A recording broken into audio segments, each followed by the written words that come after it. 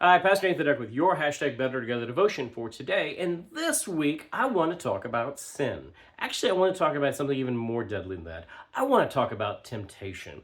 But before we talk about temptation, we have to admit that sin exists. And I'm saying that because a lot of times it seems like in our world today, everything's okay and there's no such thing as something bad or wrong or sinful or unrighteous or crude or wrong. And the reality is that sin does exist. So, how do we go about defining sin? Let's talk about it. Well, if you go all the way back to the story of Genesis, you get Adam and Eve and that story of them choosing to pick the fruit that God said, don't do. Don't choose this fruit. You can have all that other fruit, but not this fruit.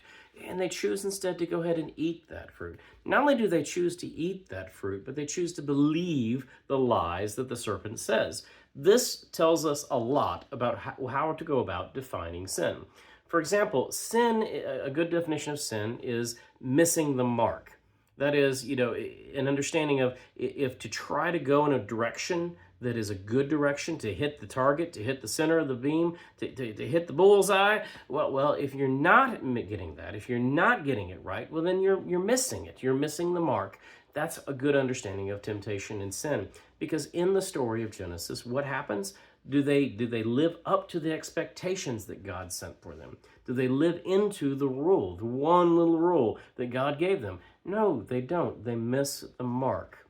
The other definition that you could have for sin is it's a separation from God's intentional plan.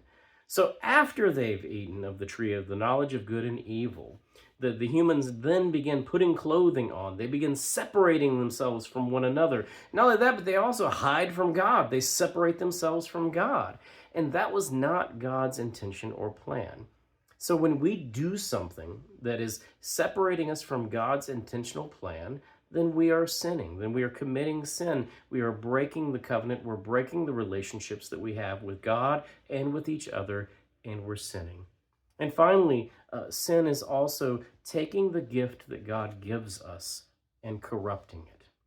Now, in the Genesis story, following that, you still have that. God gave us the gift of relationships. What did we do? Well, we tend to treat each other as if we're not human beings, but instead we treat each other as if we're things. That's not good, right? If you're able to call someone an it, then no longer are they human. You can treat them however you want to treat them. God gives us the gift of love in a relationship and sex in a relationship. What do we do with it? Well, we turn it into something that can be bought and sold.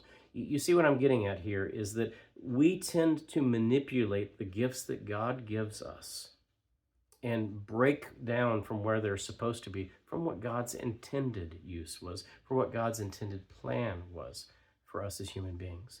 It's a lot like a pocket knife.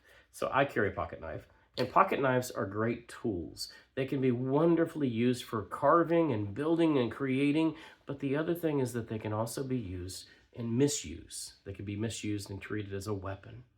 This is the way that sin exists in our world. It exists because of the brokenness of human beings that we have missed the mark. We don't seem to have the proper aim. Our scope is not aligned or sighted in. Not only that, but we have a separation. We have separated ourselves from God's intended path or plan.